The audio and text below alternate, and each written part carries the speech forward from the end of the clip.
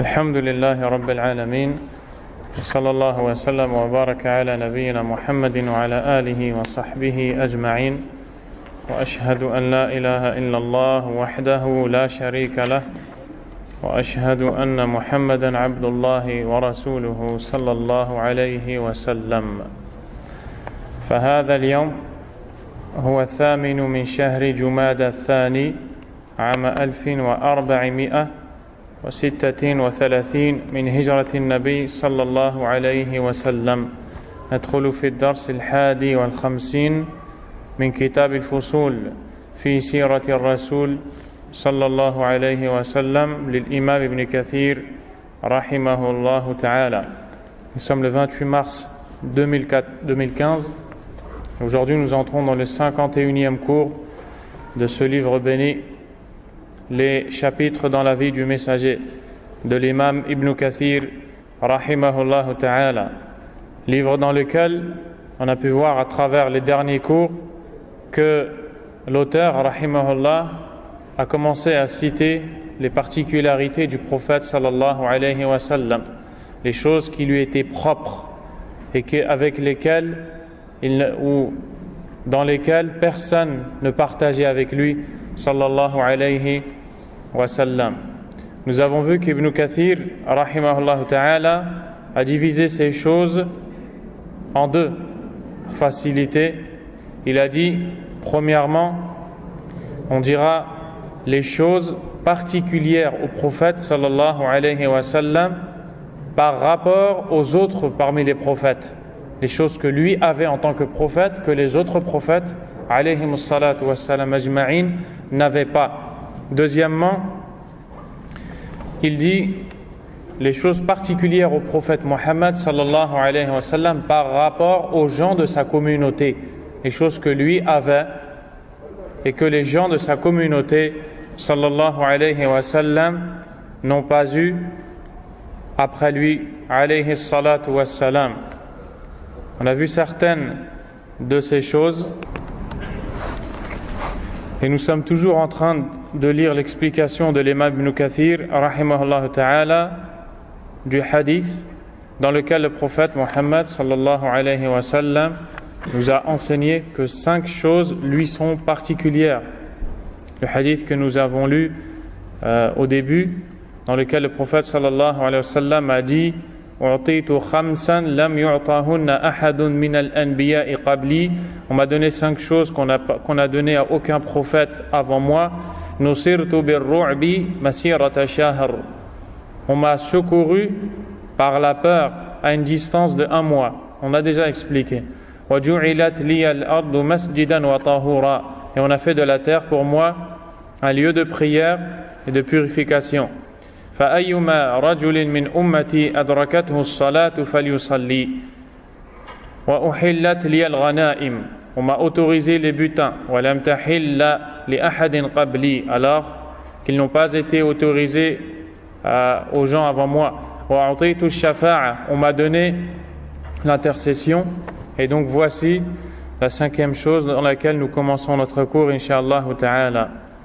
قال ابن كثير رحمه الله وأما قوله صلى الله عليه وسلم وكان النبي يبعث إلى قومه وبعثت إلى الناس عامة فمعناه في الكتاب العزيز وهو قوله عز وجل وما أرسلنا من رسول إلا بلسان قومه ليبين لهم وقوله تعالى وإن من أمة إلا خلا فيها نذير فكان النبي ممن كان قبلنا لا يكلف من أداء الرسالة إلا ما يدعو به قومه إلى الله وأما محمد صلوات الله وسلامه عليه فقال الله تعالى قل يا أيها الناس إني رسول الله إليكم جميعا وقال تعالى لأنذركم به ومن بلغ وقال تعالى ومن يكفر به من الأحزاب فالنار موعده وقال تعالى وقل للذين أوتوا الكتاب والأميين أأسلمتم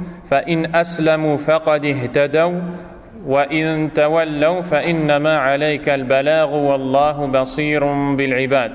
في آي كثيرة من القرآن تدل على عموم رسالته إلى الثقلين فأمره الله تعالى أن ينذر جميع خلقه إنسهم وجنهم وعربهم وعجمهم فقام صلوات الله وسلامه عليه بما أمر وبلغ عن الله رسالته.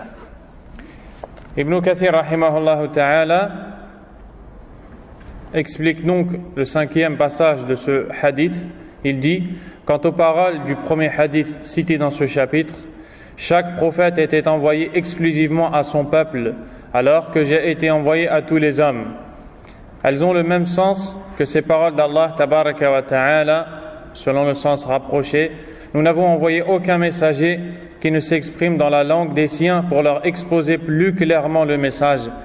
Et il n'est point de peuple qu'un messager n'est venu avertir.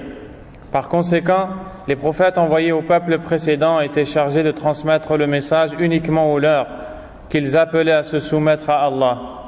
À l'inverse de Muhammad sallallahu alayhi wa sallam, auquel Allah tabaraka wa ta'ala s'adresse en ces termes: Dis, ô vous les hommes, je suis le messager d'Allah envoyé à vous tous. Il dit par ailleurs, afin de vous avertir ainsi que tous ceux auxquels il parviendra, c'est-à-dire le Coran. Mais ceux qui le rejettent parmi les nations seront voués au feu. Dis à ceux à qui le livre a été donné, ainsi qu'aux illettrés: avez-vous embrassé l'islam? S'ils embrassent l'islam, ils seront bien guidés. Et s'ils tournent le dos, tu n'es chargé que de transmettre le message. Allah connaît parfaitement ses serviteurs. Bien d'autres versets coraniques prouvent que Muhammad sallallahu alayhi wa sallam fut envoyé comme messager à tous les hommes et à tous les djinns. Allah le Très-Haut, lui, a en effet ordonné d'avertir l'ensemble de ses créatures, hommes comme djinns, arabes comme non-arabes, et il s'acquitta parfaitement de sa mission, transmettant le message qu'Allah lui avait confié. Ibn Kathir rahimahullah ta'ala cite ce point particulier par lequel s'est distingué le prophète sallallahu alayhi wa sallam des autres parmi ses frères, prophètes et messagers, qui est que chacun des messagers avant lui, des prophètes, a été envoyé par Allah tabaraka wa ta'ala à son peuple. Nous n'avons envoyé aucun messager qui ne s'exprime dans la langue des siens. Dans la langue des siens. Le messager est envoyé aux gens de sa tribu, aux gens de son peuple. Il parle leur langue. Il est envoyé chez eux, il s'adresse à eux pour leur exposer plus clairement le message. Il n'est point de peuple qu'un messager n'est venu avertir. وَمَا مِنْ أُمَّةٍ إِلَّا خَلَ فِيهَا نَذِيرٌ. C'est-à-dire que chaque peuple a reçu son messager. Chaque peuple a reçu son prêcheur, celui parmi les hommes qui était élu par Allah et qui avait la mission de transmettre le message d'Allah à ce peuple. Donc chacun a son messager. Mais le prophète Muhammad sallallahu alayhi wa sallam, contrairement aux autres, a la particularité qui est qu'il a été envoyé à l'ensemble des mondes. Comme Allah Azza wa Jalla a dit: وَمَا أَرْسَلْنَاكَ إِلَّا رَحْمَةً لِلْعَالَمِينَ. Et nous ne t'avons envoyé qu'en miséricorde pour les mondes. Il a été envoyé à tout le monde, sallallahu alayhi wa sallam. Même les djinns devaient le suivre, sallallahu alayhi wa sallam. Il cite les preuves, parmi lesquelles la parole d'Allah tabaraka wa ta'ala: قُلْ يَا أَيُّهَا النَّاسُ إِنِّي رَسُولُ اللَّهِ إِلَيْكُمْ جَمِيعًا. Dis, lorsque vous voyez dit dans le Coran, c'est Allah tabaraka wa ta'ala qui ordonne au prophète Muhammad sallallahu alayhi wa sallam de transmettre un message. Dis à ces gens-là: ô toi le prophète, dis: ô vous les hommes, je suis le messager d'Allah envoyé à vous tous. Je suis le messager d'Allah envoyé à vous tous. L'autre verset: لِأُنذِرَكُمْ بِهِ وَمَنْ بَلَغَ. En parlant du Coran et de sa révélation, Allah Azza wa Jal dit ce qui veut dire: afin de vous avertir ainsi que tous ceux auxquels il parviendra. Donc le Coran a été révélé par Allah tabaraka wa ta'ala pour atteindre tous les gens. Et tous ceux à qui est parvenu le Coran auront des comptes à rendre à Allah subhanahu wa ta'ala. Peu importe que ces gens soient arabes ou non, peu importe que ces gens soient de telle et telle couleur. C'est ce qui particularise le prophète sallallahu alayhi wa sallam des autres. وَمَنْ يَكْفُرْ بِهِ مِنَ الْأَحْزَابِ فَالنَّارُ مَوْعِدُهُ. Mais ceux qui le rejettent parmi les nations seront voués au feu. Ceux qui rejettent le message du Coran et du prophète Mohammed sallallahu alayhi wa sallam s'exposent au châtiment d'Allah, peu importe de quelle communauté ces gens sont issus. Tant qu'ils sont des gens, ils sont concernés par les ordres d'Allah qui sont dans le Coran. Dis à ceux à qui le livre a été donné, ainsi qu'aux illettrés, avez-vous embrassé l'islam? S'ils embrassent l'islam, ils seront bien guidés. Et s'ils tournent le dos, tu n'es chargé que de transmettre le message. Allah connaît parfaitement ses serviteurs. أقل للذين أوتوا الكتاب والأميين أأسلمتم فإن آمنوا فإن أسلموا فقد اهتدوا وإن تولوا فإنما عليك البلاغ والله بصير بالعباد. Donc ces versets sont très clairs. On y voit que le prophète a été envoyé à l'ensemble des gens, sallallahu alayhi wa sallam. Bien d'autres versets coraniques prouvent que Mohammed fut envoyé comme messager à tous les hommes et à tous les djinns, alayhi salatu wa salam. Allah le Très-Haut lui a en effet ordonné d'avertir l'ensemble de ses créatures, hommes comme djinns, arabes comme non-arabes. Ensuite, il cite que le prophète sallallahu alayhi wa sallam s'est acquitté de la façon la plus complète de cette mission en transmettant le message d'Allah tabaraka wa ta'ala. قال رحمه الله ومن خصائصه على إخوانه من الأنبياء صلوات الله وسلامه عليهم أجمعين أنه أكملهم وسيدهم وخطيبهم وإمامهم وخاتمهم فما من نبي إلا وقد أخذ عليه الميثاق لئن بعث محمد وهو حي ليؤمنن به ولينصرنه وأمر أن يأخذ على أمته الميثاق بذلك. قال الله تعالى وإذ أخذ الله ميثاق النبيين لما آتيتكم من كتاب وحكمة ثم جاءكم رسول مصدق لما معكم لتؤمنن به ولتنصرنه قال أقررتم وأخذتم على ذلكم إصري قالوا أقررنا قال فاشهدوا وأنا معكم من الشاهدين. Ibn Kathir rahimahullah ta'ala dit: autre particularité du prophète Mohammed sallallahu alayhi wa sallam par rapport à ses frères les prophètes, le fait qu'il fut le plus parfait d'entre eux et le plus éloquent. Il fut leur maître et le dernier d'entre eux. Alayhi salatu wassalam. Le prophète Mohammed sallallahu alayhi wa sallam était le plus pieux, celui qui connaissait Allah mieux que quiconque. Et Allah azza wa jal a parfait ses comportements, sa façon d'être. Et en cela, il était au-dessus des autres parmi les messagers, qui eux aussi étaient quand même les meilleurs adorateurs d'Allah, tabaraka wa ta'ala, si ce n'est que le prophète était meilleur que tous, sallallahu alayhi wa sallam. Il était le plus éloquent. Et d'ailleurs, Allah azza wa jal s'est adressé à lui en la langue la plus éloquente, qui est la langue arabe. Qu'il fut leur maître et le dernier d'entre eux. En effet, il n'est de prophète qui ne soit engagé, si Mohammed était suscité aux hommes de son vivant à croire en lui et à le soutenir. C'est-à-dire qu'à chaque fois qu'Allah tabaraka wa ta'ala envoyait un messager ou un prophète, il prévenait ce dernier que s'il était vivant quand Mohammed allait venir, il aurait l'obligation d'y croire et de se soumettre à sa législation et ses ordres. Alayhi salatu wassalam. Et tous les messagers qui ont été envoyés par Allah ont pris cet engagement. Ils se sont tous engagés avec Allah. Au cas où Mohammed vient pendant que je suis vivant, je le suivrai et lui obéirai. Alayhi salatu wassalam. En outre, chaque prophète reçut l'ordre de prendre ce même engagement de son peuple. Allah le Très-Haut dit, c'est le sens du verset, et lorsqu'Allah prit cet engagement des prophètes, quoi que je vous accorde comme livre et sagesse, si un messager vous vient pour confirmer ce qui est avec vous, vous devez croire en lui et le soutenir. Il demanda, y consentez-vous et acceptez-vous mon pacte à cette condition? Nous y consentons, dirent-ils. Soyez-en donc témoins, dit Allah, et me voici avec vous parmi les témoins. Ce verset est très clair. Allah Azza wa Jal nous enseigne qu'à chaque fois qu'il envoyait un messager, il prenait de ce dernier l'engagement de suivre le prophète qui allait venir après lui. Donc ils étaient tous engagés et ils avaient tous obéi dans ce sens que si le prophète viendrait après eux, ils devraient s'y soumettre, croire en lui. Et ici, on voit, y consentez-vous. Aqrartum.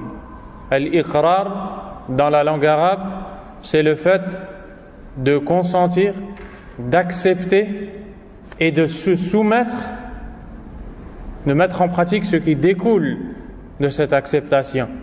Allah Azza wa Jalla a dit à chaque prophète aqrartum ماذا أقررتم نعم وأخذتم على ذلكم إسري. Et consentez-vous et acceptez-vous mon pacte à cette condition? قالوا أقررنا. Ils répondirent tous, nous y consentons.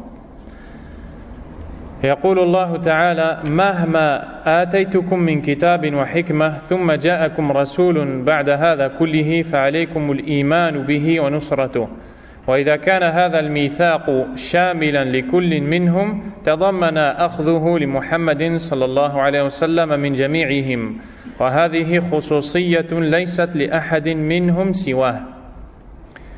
Autrement dit, quoi que je vous accorde comme livre et sagesse, si ensuite un messager vous vient, vous devrez croire en lui et le soutenir. Ça, c'est le tafsir d'Ibn Kathir de ce verset.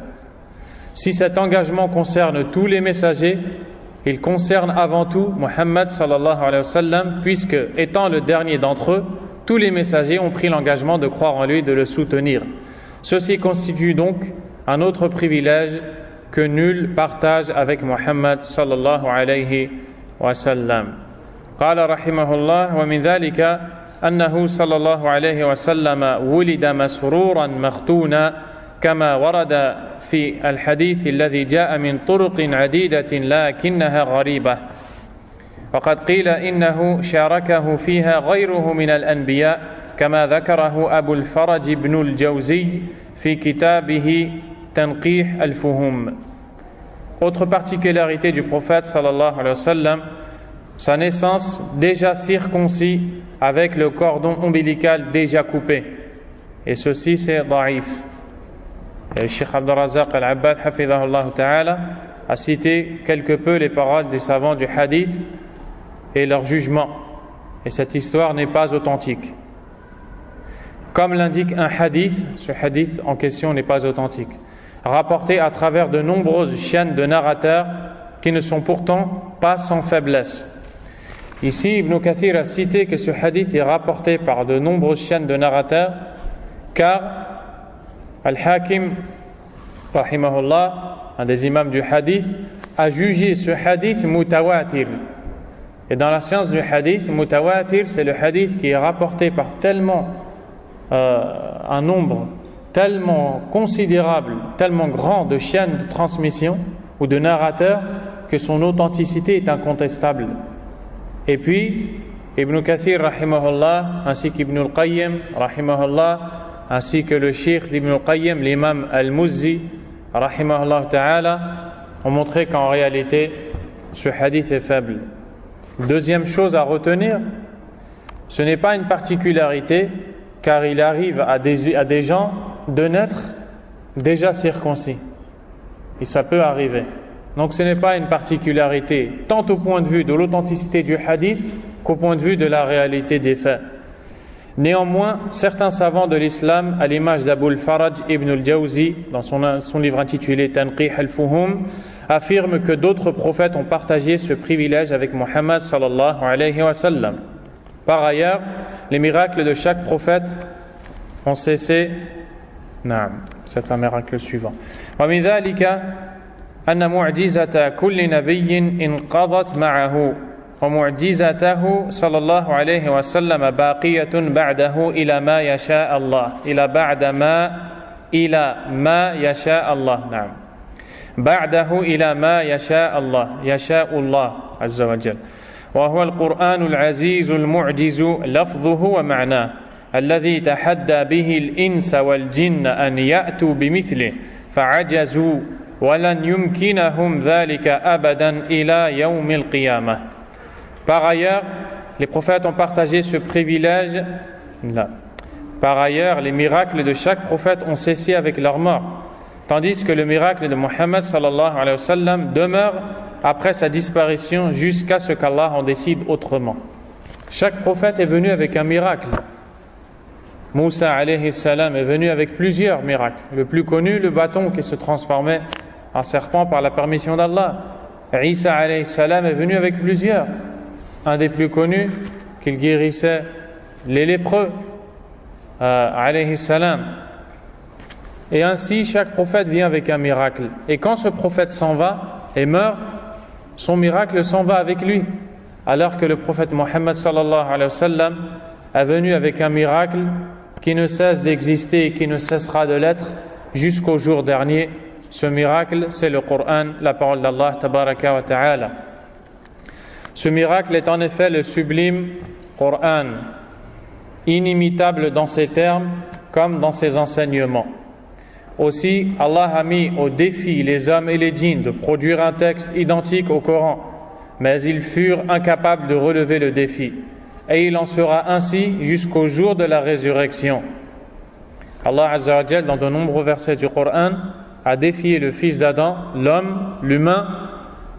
Il l'a pris au défi de faire une parole semblable. Et il y a plusieurs façons de défier qu'Allah Azza wa Jal a utilisées. Il leur a demandé de ramener un Coran semblable. Ensuite, il leur a demandé de ramener 10 sourates semblables. Ensuite, il leur a demandé de ramener une seule sourate semblable. Et ensuite, il leur a demandé de ramener au moins une parole semblable. Et bien sûr, vous savez qu'ils n'ont jamais pu le faire. Et ça montre que le Coran est la parole d'Allah. Car si eux disaient qu'en réalité c'était la parole d'un homme qu'on dictait au prophète, alayhi salatu wassalam, il n'avait qu'à, pour le contrecarrer, aller chercher un homme qui est plus éloquent que celui qui a dicté le Coran, pour dicter un autre livre afin que les gens le suivent et délaissent le Coran. Ils n'ont jamais pu le faire. Pourquoi? Car le Coran n'était pas la parole d'un homme, c'était la parole d'Allah subhanahu wa ta'ala. Wa min dhalika أنه صلى الله عليه وسلم أسري به إلى سدرة المنتهى ثم رجع إلى منزله في ليلة واحدة وهذه من خصائصه.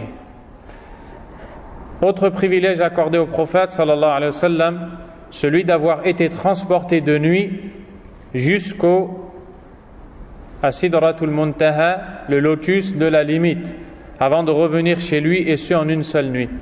Ici, nous parlons du voyage nocturne qu'a effectué le prophète sallallahu alayhi wa sallam. Et vous allez voir qu'Ibn Kathir rahimahullah va citer qu'il y a une éventualité que d'autres prophètes ont eu le voyage nocturne. Mais le prophète Muhammad sallallahu alayhi wa sallam est le seul qui a eu cette particularité d'être élevé le plus haut possible, ou bien qui a été plus haut que tous les autres. Si, comme dit Cheikh Abdul Razzaq, s'il est avéré qu'ils l'ont fait, le voyage nocturne, alors la particularité ici est de dire que le prophète a été plus haut qu'eux. Si ils n'ont pas fait le voyage nocturne, la particularité est tout simplement de dire qu'il a fait le voyage nocturne, sallallahu alayhi wa sallam. Allahumma illa an yakuna fi qawlihi fi al-hadith حيث يقول جبريل للبراق حين جمح لما أراد صلى الله عليه وسلم أن يركبه أسكن فوالله ما ركبك خير منه. Cependant, le hadith indique, le hadith du voyage nocturne, le hadith indique qu'au moment où le prophète sallallahu alayhi wa sallam s'apprêtait à enfourcher la monture nommée Al-Buraq se montra rétive. Donc la monture a montré un peu comme si elle n'acceptait pas d'être montée. Jibril lui dit alors, dans le hadith, on voit Jibril qui lui dit: tiens-toi tranquille, car par Allah, nul homme de sa valeur ne t'a jamais monté. Pourquoi est-ce qu'Ibn Kathir cite ce passage du hadith? Il va dire après: que ce passage du hadith montre qu'il y a une probabilité que cette monture a déjà été montée. Sinon, pour quelle est l'utilité que Jibril dise au Buraq « Calme-toi, car c'est le meilleur qui t'a monté ». En quelque sorte, c'est ce qu'il veut dire. De même, il est dit dans le hadith « Il attacha alors la monture à l'anneau utilisé par les prophètes ». Vous voyez, encore un indice encore plus fort ici. Que quand le prophète sallallahu alayhi wa sallam est monté sur le Buraq, il attacha alors cette monture à l'anneau utilisé par les prophètes. Ibn Kathir va dire « Or, tout ceci prouve que d'autres prophètes ont été transportés de cette manière. » Ensuite, Allahu a'lam, est-ce qu'il y a des hadiths ou non? Le Cheikh Abdul Razak a dit « Quoi qu'il en soit, si ces faits sont avérés, s'il est affirmé que des prophètes ont eux aussi le voyage nocturne, alors la particularité du prophète, c'est qu'il a été plus haut que tous. Et s'ils n'ont pas eu de voyage nocturne, la particularité est tout simplement de dire qu'il a eu le voyage nocturne. Allahu ta'ala a'lam.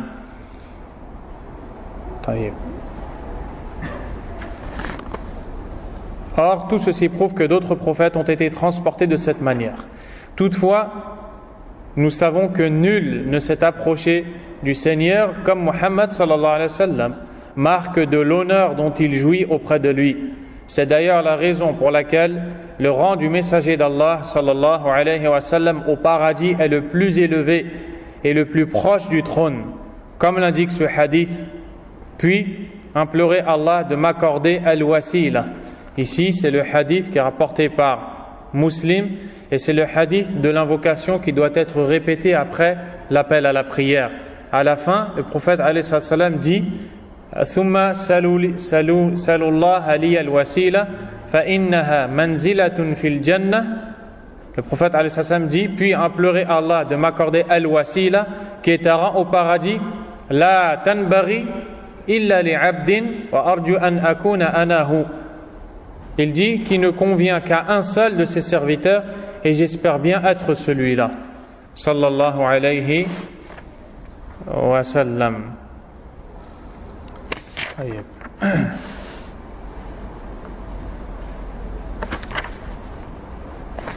Et donc, on voit la particularité ici qu'a eu notre prophète Mohammed sallallahu alayhi wa sallam. قال ومن ذلك أن أمته إذا اجتمعت على قول واحد في الأحكام الشرعية كان قولها ذلك معصوما من الخطأ بل يكون اتفاقها ذلك صوابا وحقا كما قرر في كتب الأصول وهذه خصوصية لهم بسببه لم تبلغنا عن أمة من الأمم قبلها.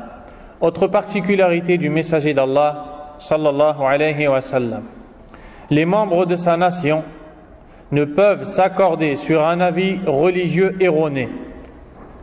C'est-à-dire que les membres de la communauté du prophète sallallahu alayhi wa sallam, les musulmans, les croyants, ne peuvent être unanimes dans une erreur. C'est-à-dire que si toute la communauté suit un avis, de toute façon, s'ils sont unanimes, c'est qu'il n'y en a qu'un.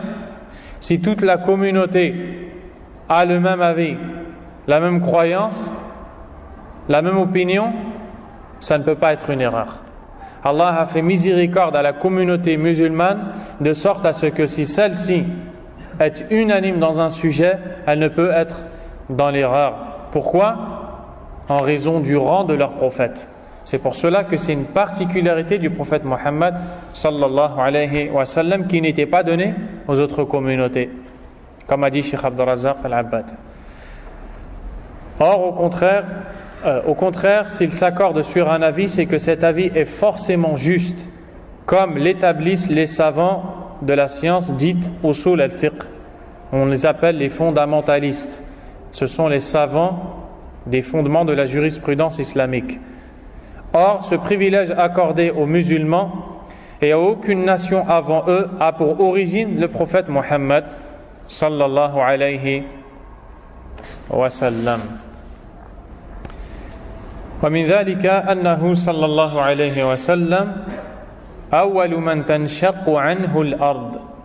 En outre, le messager d'Allah sallallahu alayhi wa sallam sera le premier à être rejeté par la terre le jour de la résurrection. C'est-à-dire que quand Israfil alayhi salam, l'ange, va souffler dans la trompe pour avertir le début de l'heure, les gens vont sortir de leur tombe. Le premier homme à sortir de la terre sera notre prophète Muhammad sallallahu alayhi wa sallam. ومن ذلك أنه عليه الصلاة والسلام إذا صعق الناس يوم القيامة يكون هو أولهم إفاقة كما أخرجاه في الصحيحين من حديث أبي هريرة رضي الله عنه في قصة اليهودي لما قال لا والذي اصطفى موسى على العالمين فلطمه رجل من المسلمين وترافع إلى رسول الله صلى الله عليه وسلم فقال لا تفضلوني على موسى فإن الناس يصعقون يوم القيامة فأكون أول من يفيق فأجد موسى باطشا بقائمة العرش فلا أدري أفاق قبلي أو كان ممن استثنى الله عز وجل. Par ailleurs, lorsque les gens seront foudroyés le jour de la résurrection, il sera le premier à reprendre conscience, comme l'indique ce hadith rapporté par Al-Bukhari et Muslim, d'après Abu Huraira, au sujet du juif. Donc ici, on va parler d'une histoire où un juif, dans une discussion, a voulu jurer par Allah Azza wa Jal, mais en disant ce qui va suivre. Au sujet du juif, et cette histoire, elle est authentique, qui, pour avoir dit non par celui qui a élu Moussa au-dessus de toute l'humanité. Donc il a juré par Allah Azza wa Jal, mais il a dit dans ce serment qu'Allah a préféré Moussa à tout le monde, donc au prophète alayhi salatu wassalam. Qu'est-ce qui s'est passé? Il fut giflé par un musulman. Un musulman n'a pas pu supporter que l'on dise que quelqu'un est meilleur que Mohammed alayhi salatu wassalam, même si c'est un prophète qui a son rang, qui a sa place chez Allah Azza wa Jal. Les deux hommes portèrent alors leurs différends devant le messager d'Allah sallallahu alayhi wa sallam. Ils sont allés se plaindre au prophète qui dit: ne me considérez pas supérieur à Moussa, car lorsque les gens seront foudroyés le jour de la résurrection, je serai le premier à reprendre conscience. Je trouverai alors Moussa accroché au pilier du trône, mais je ne sais pas si Moussa aura repris conscience avant moi ou s'il fera partie de ceux qui seront épargnés. Il y a plusieurs choses à dire par rapport à ce hadith. Premièrement, parmi la croyance des gens de la Sunna, dans les livres de Aqidah, on trouve, quand on parle des tafasil, des détails de la foi au jour dernier, tout ce qui adviendra après la mort. Parmi ces choses-là, l'ange qui soufflera dans la trompe, il soufflera plusieurs fois. Les savants ont divergé sur le nombre de fois. Certains disent 2, certains disent 3. Il y a même d'autres qui disent plus. Quoi qu'il en soit, la divergence la plus proche, c'est de dire soit 2 ou soit 3. Et pour affirmer cet événement, ils se sont basés sur 2 versets du Coran, parmi lesquels celui qu'on retrouve dans Surat Az-Zumar. Allah Azza wa Jalla a dit: وَنُفِخَ فِي الصُّورِ, et on soufflera dans la trompe. فَصَعِقَ مَنْ فِي السَّمَاوَاتِ وَمَنْ فِي الْأَرْضِ, seront foudroyés ceux qui sont dans les cieux et ceux qui sont sur la terre. إِلَّا مَنْ شَاءَ اللَّهِ, sauf ceux qu'Allah a acceptés par sa volonté. ثُمَّ نُفِخَ فِيهِ أُخْرَى, puis on y soufflera une seconde fois. فَإِذَا هُمْ قِيَامٌ يَنْظُرُونَ, et les voici debout à regarder. Donc ici on parle de 2 fois. Et le but n'est pas de citer la divergence. On parle de 2 fois. Donc Israfil va souffler dans la trompe. Et comme Allah Azza wa Jalla a dit: فَصَعِقَ مَنْ فِي السَّمَاوَاتِ وَمَنْ فِي الْأَرْضِ, seront foudroyés les gens des cieux et de la terre. Ils seront tous foudroyés. Ça c'est la croyance des gens de la Sunna. Et dans le soufflet final, ils seront réveillés et ressuscités. Ils auront à comparaître devant Allah subhanahu wa ta'ala. Deuxièmement, le prophète sallallahu alayhi wa sallam a dit la tufaddiluni ala Moussa, ne me considérez pas meilleur que Moussa. Maintenant, je vous retourne à la question. Est-ce que le prophète sallallahu alayhi wa sallam est meilleur que Moussa ou non? Tout le monde dit oui. Le prophète est meilleur que Moussa alayhi salam. Vous en êtes sûr? Personne ne doute? Alhamdulillah. Heureusement que vous ne doutez pas sur ça.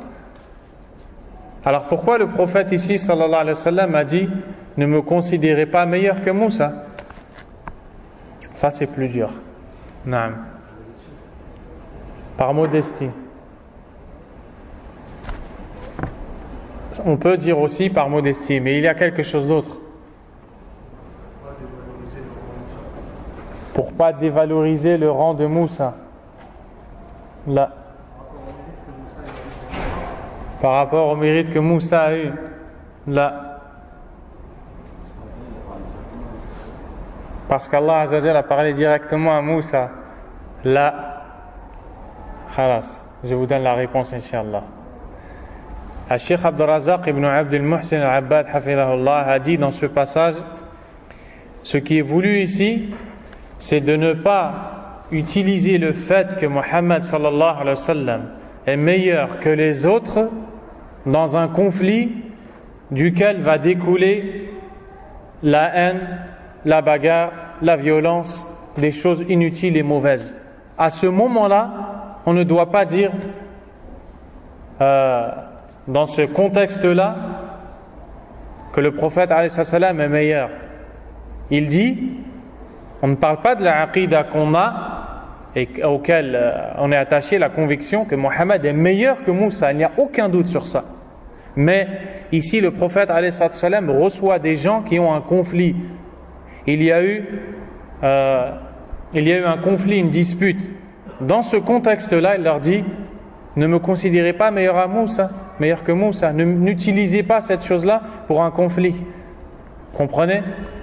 Et aussi, à la fin, pour nous montrer effectivement le rang de Moussa alayhi salam chez Allah subhanahu wa ta'ala. On voit également dans ce hadith que des gens seront épargnés. Mais je ne sais pas si Moussa aura repris conscience avant moi ou s'il fera partie de ceux qui seront épargnés. Ce qu'on retrouve dans le verset « Illa man sha Allah » sauf ceux qu'Allah a voulu, c'est-à-dire sauf ceux qu'Allah a voulu épargner. C'est-à-dire que quand Israfil va souffler et que des gens seront foudroyés, il existe des gens, et seul Allah sait qui ils sont, qui seront épargnés. Ils sont cités dans les livres de Aqidah, et on ne sait pas c'est qui. Mais il y aura des gens qui sont épargnés. Ce jour-là, quand Israfil va ressouffler pour que les gens se lèvent, le prophète est le premier à se lever, sallallahu alayhi wa sallam. Il verra déjà Moussa et dit, je ne sais pas s'il s'est levé avant moi ou si tout simplement il a été épargné par Allah subhanahu wa ta'ala.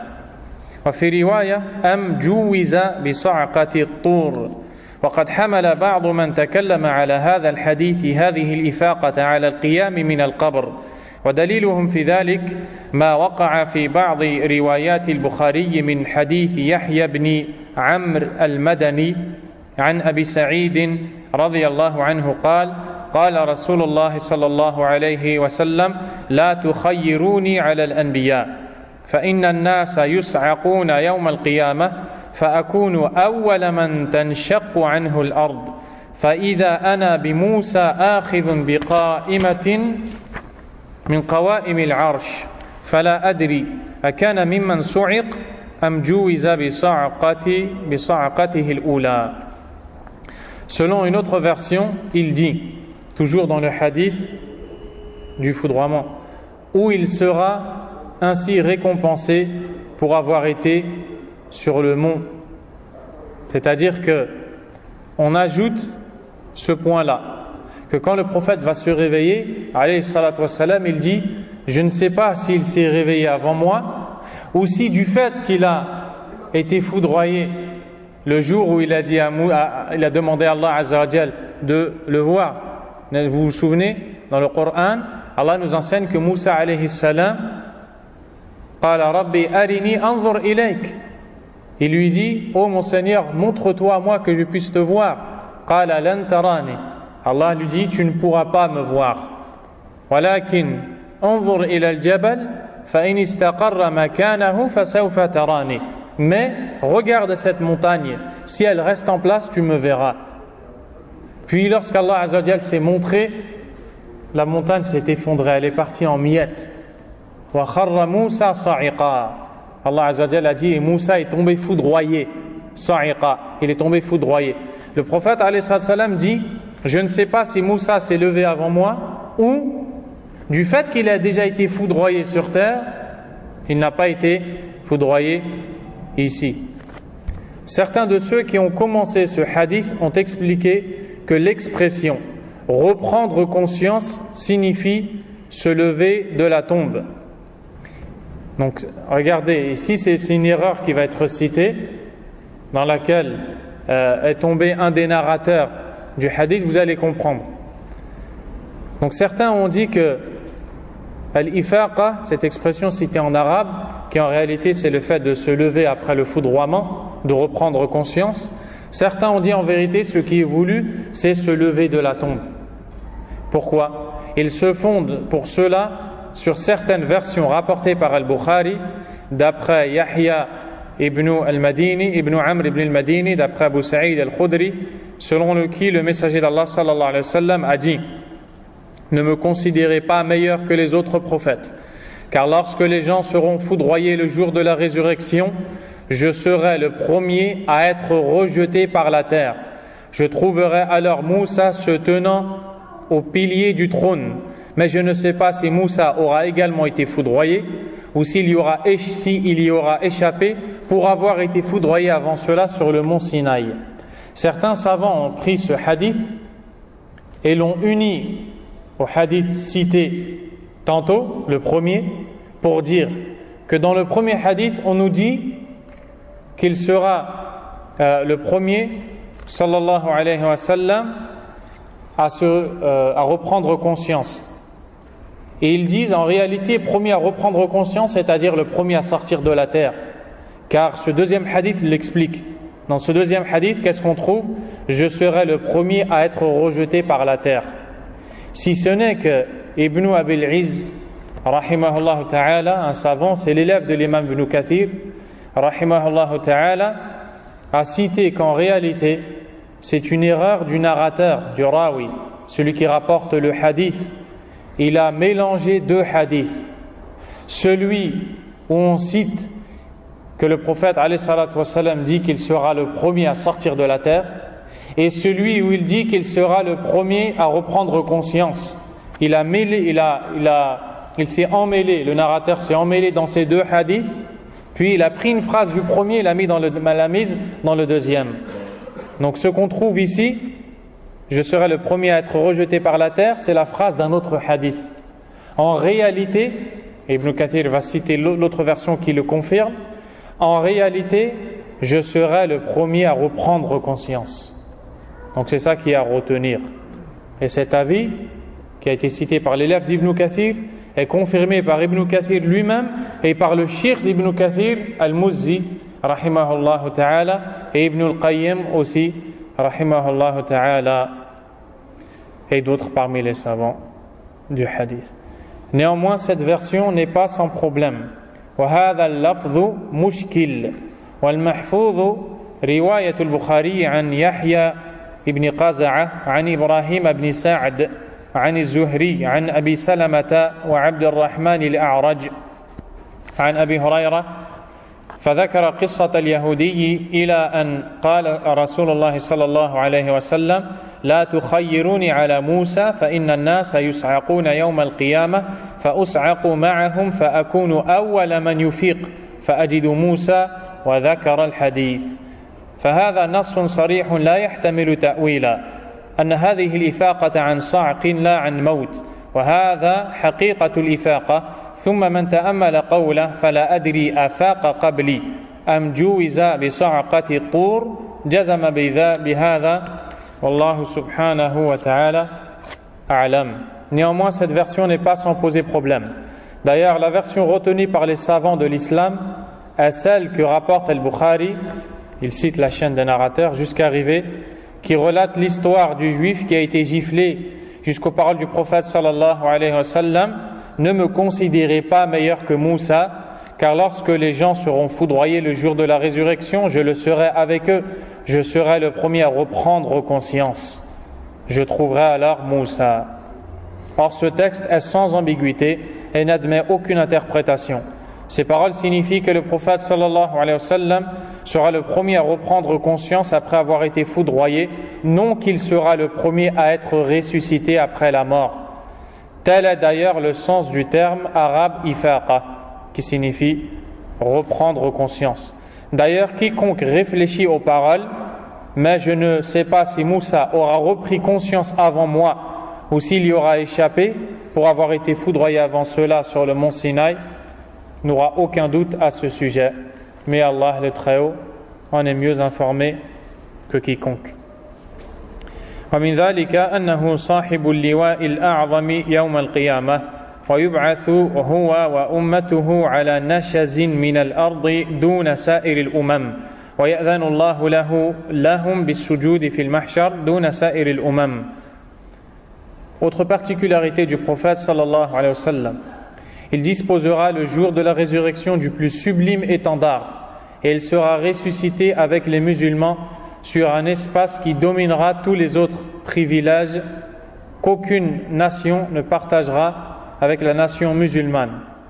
En outre, Allah autorisera son messager et les musulmans à se prosterner sur les lieux du rassemblement à l'exclusion de toute autre nation, comme le rapporte Ibn Majah d'après Jubara ibn al-Mughallis al-Himmani, d'après Abdul A'la ibn Abd al-Musawwir, d'après Abu Burda, d'après son père, d'après Abu Moussa, d'après son père Abu Moussa, barré d'après le deuxième, d'après son père Abu Moussa al-Ash'ari, selon qui le messager d'Allah sallallahu alayhi wa sallam a dit: lorsqu'Allah aura rassemblé ses créatures le jour de la résurrection, la nation de Mohammed sera autorisée à se prosterner. Les musulmans se prosterneront alors longuement avant qu'il ne soit dit: levez vos têtes, car un nombre de nos créatures équivalent au vôtre entrera en enfer à votre place. Et comme vous le voyez dans les annotations, ce hadith il est jugé faible par l'imam al-Albani rahimahullah ta'ala. Al-Albani a dit da'ifun jiddan, très faible. Pourquoi? Il y a deux raisons. La première, c'est le narrateur, le dénommé Jubara, elle n'est pas digne de foi, il n'est pas intègre, on ne prend pas de lui le hadith. Et il y a une deuxième raison qu'a cité le Cheikh Abd al-Razzaq, mais il n'y a pas besoin ici de la citer. وقد صح من غير وجه أنهم أول الأمم يقضى بينهم يوم القيامة ومن ذلك أنه صاحب الحوض. Juste un point, la première partie est affirmée dans un hadith rapporté par l'imam Ahmad. Quelle partie? Celle où il dit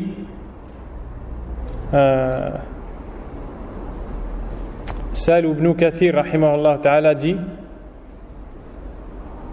il disposera le jour de la résurrection du plus sublime étendard. Cette partie elle est affirmée par l'imam Ahmad et elle est jugée authentique par l'Albani rahimahullah.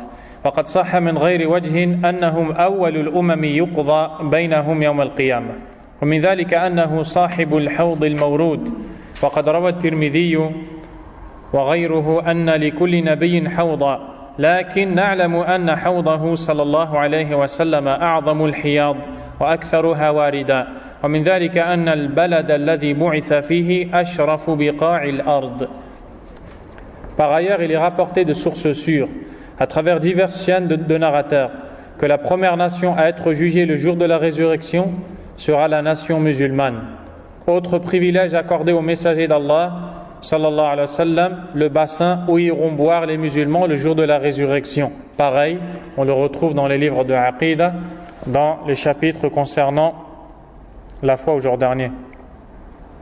Le prophète aura un bassin sallallahu alayhi wa sallam N'est-ce pas que vous lisez Inna a'tainaka al-kawthar, on t'a donné al-kawthar. Al-kawthar, c'est un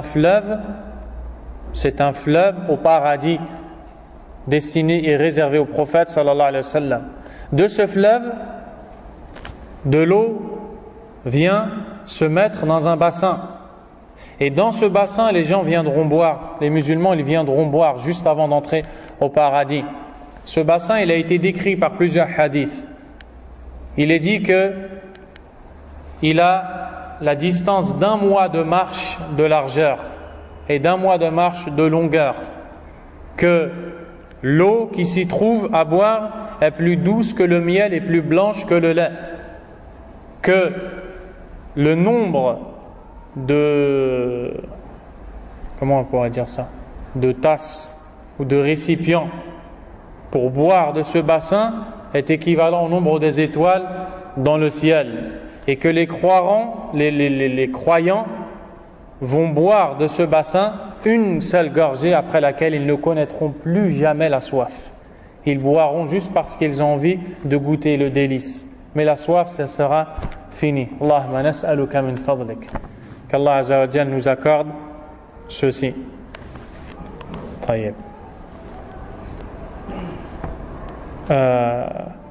Autre privilège accordé au prophète Mohammed alayhi salatu wassalam, le bassin où iront boire les musulmans le jour de la résurrection.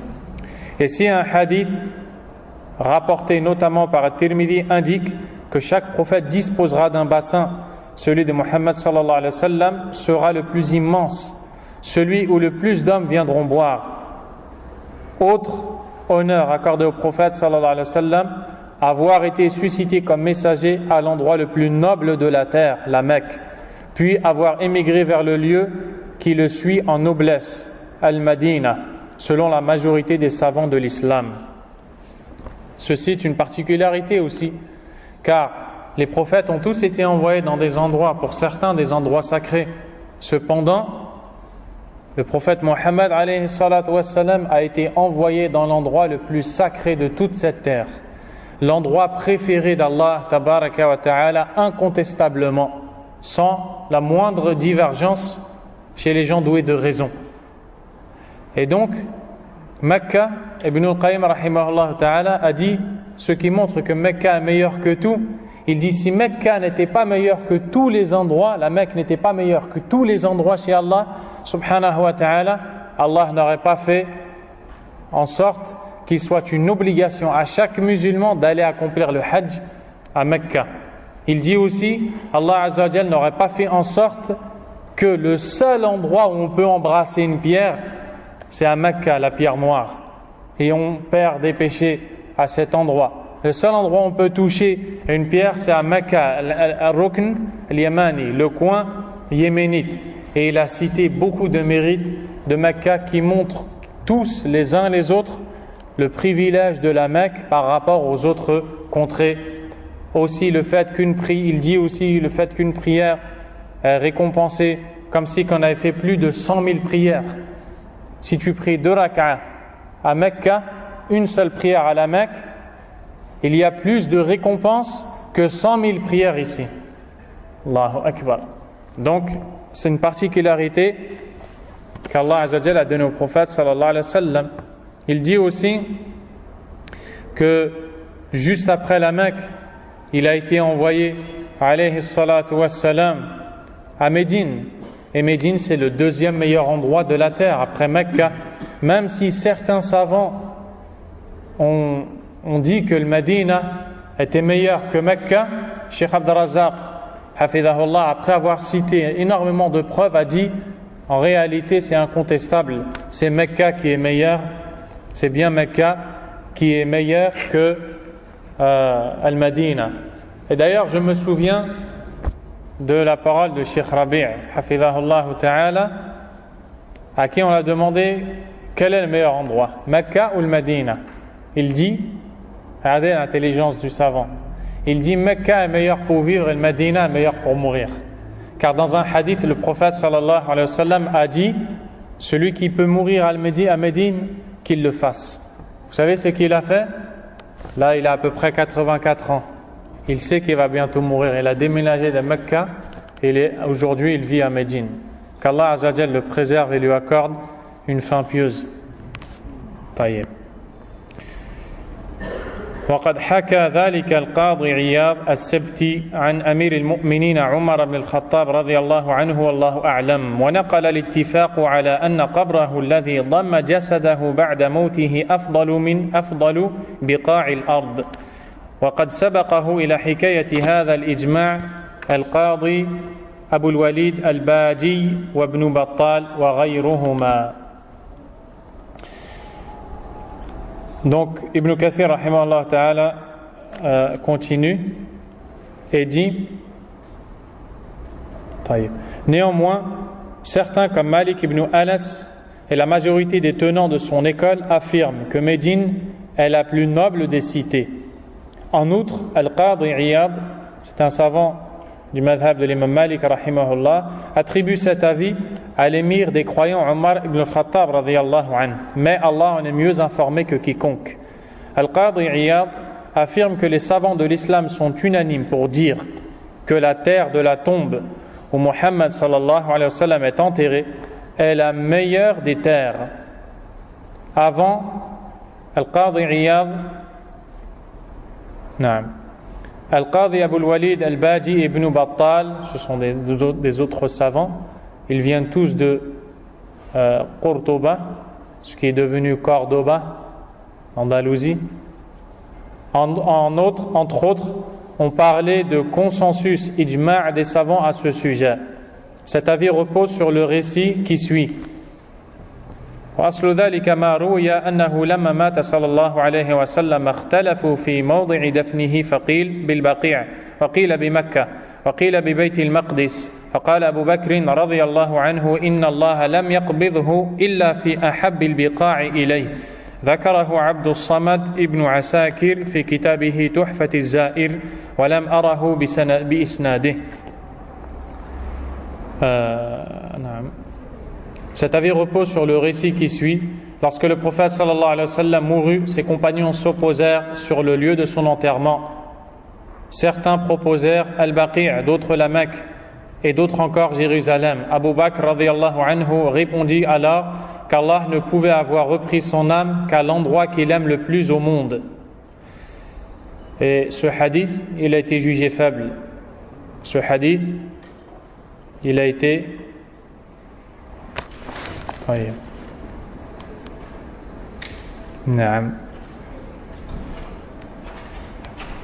Ce hadith, il a été jugé faible par certains savants du hadith. Je ne me souviens plus si c'est l'Albani ou pas, rahimahullah ta'ala. On en reparlera si vous me le rappelez au prochain cours, inshallah ta'ala.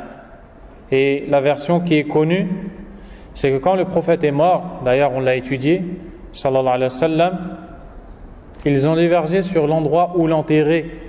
Et c'est là qu'Abu Bakr radiyallahu anhu a dit qu'Allah Azza wa Jal prend les prophètes dans la terre où ils aiment être enterrés. Les prophètes aiment enterrer. Et ici, qu'est-ce qu'on dit? Répondit alors qu'Allah ne pouvait avoir repris son âme qu'à l'endroit qu'il aime le plus au monde. Or, ce qui est voulu, c'est le prophète qui aime cet endroit où il est mort. Ce récit est rapporté par Abdus Samad ibn Asakir dans son livre intitulé Tuhfat az-Za'ir. Ibn Kathir dit justement, mais je ne l'ai trouvé nulle part rapporté à travers une chaîne de narrateurs. Autre particularité du messager d'Allah, sallallahu alayhi wa sallam, nul ne pouvait hériter de lui après sa mort. Ainsi, Abu Bakr et Abu Huraira rapportent ces paroles du prophète sallallahu alayhi wa sallam. Nul n'hérite de nous, ce que nous laissons est une aumône. Les prophètes, quand ils meurent, ils ne laissent pas d'héritage. On ne doit pas, c'est-à-dire que les enfants des prophètes n'ont pas le droit d'hériter des prophètes. Ils ne laissent pas d'héritage. Ce que les prophètes laissent, ça devient une aumône dont va tirer profit ceux qui ont été définis par les règles. Mais les prophètes laissent quand même quelque chose en héritage. Qu'est-ce que c'est? Al-ilm. Le hadith d'Abu Darda radiyallahu anhu, où le prophète alayhi salam dit وَإِنَّ الْأَنْبِيَاءَ لَمْ يُوَرِّثُوا دِينَارًا وَلَا دِرْهَمًا. Les prophètes ne laissent pas en héritage de dinars et dirhams. C'était l'or et l'argent de l'époque, les deux monnaies. وَلَكِنْ وَرَّثُوا الْعِلْمَ. Mais ils ont laissé en héritage la science. فَمَنْ أَخَذَهُ أَخَذَ بِحَظٍ وَافِرٍ. Celui qui prend la science aura pris une grosse part de cet héritage. Mais à part ça, il ne laisse rien comme objet ou autre, comme bien à hériter. Et on n'hérite pas d'un prophète. Taïb.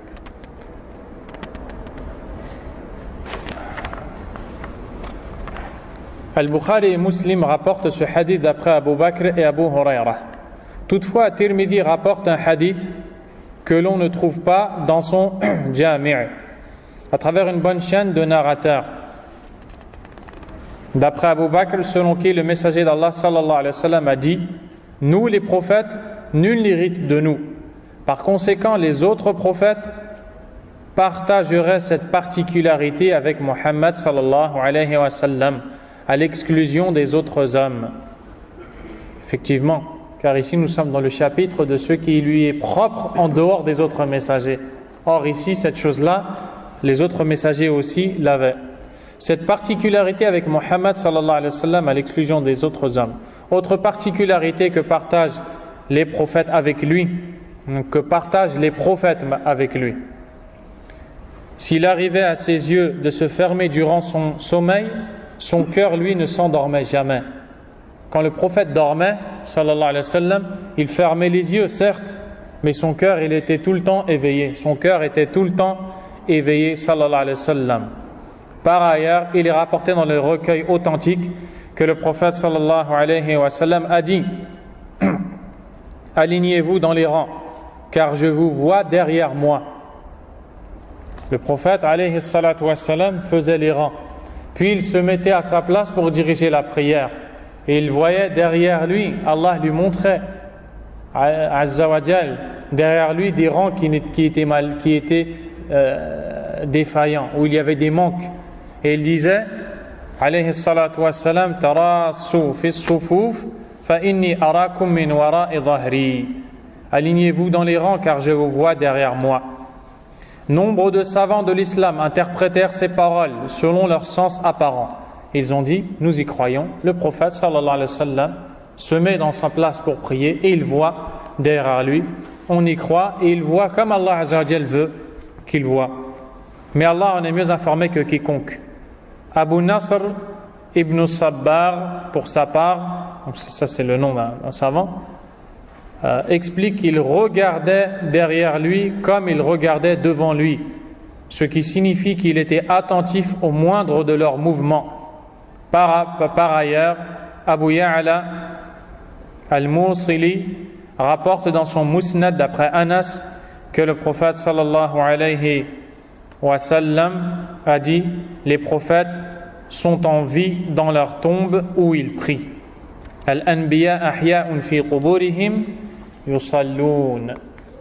Et on s'arrêtera sur ce dernier point. Le prophète alayhi salatu wa sallam a dit: les prophètes sont en vie dans leur tombe où ils prient. Les prophètes sont en vie dans leur tombe où ils prient. Je vais vous poser une question très simple. Est-ce que les prophètes sont vivants ou morts? Très simple.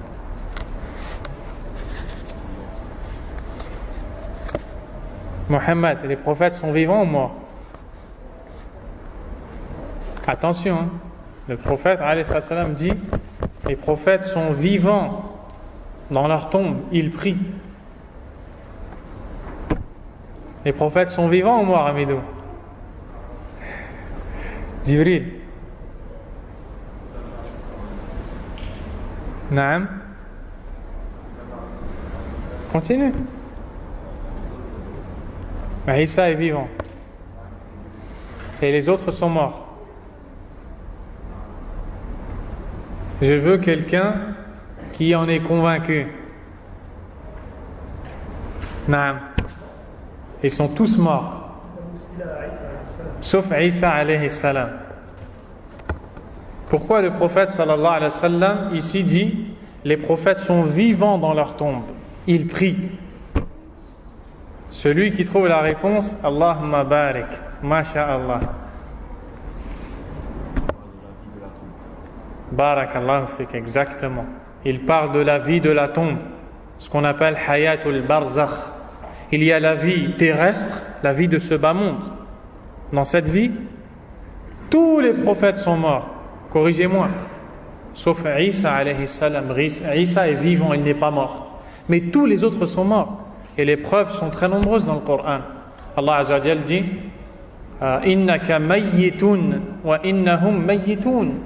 Tu es voué à mourir et ils sont voués à mourir. Il dit aussi de façon générale Kullu nafsin dha'iqatul maut. Chaque âme va goûter à la mort. Mais pourtant, qu'est-ce qu'on trouve comme verset? وَلَا تَحْسَبَنَّ الَّذِينَ قُتِلُوا فِي سَبِيلِ اللَّهِ أَمْوَاتًا بَلْ أَحْيَاءٌ عِندَ رَبِّهِمْ يُرْزَقُونَ. Allah Azza wa Jal dit ne crois pas que ceux qui sont morts dans la voie d'Allah sont morts. Au contraire, ils sont vivants auprès de leur Seigneur qui leur donne leur subsistance. Est-ce qu'il y a une contradiction dans le Coran? Il n'y a pas de contradiction. Ils sont vivants dans la vie de ce qu'on appelle al-barzakh. Il y a la vie dans laquelle aujourd'hui nous sommes. Ensuite, il y a la vie intermédiaire entre le bas monde et le jour dernier. Cette vie-là, on l'appelle al-barzakh.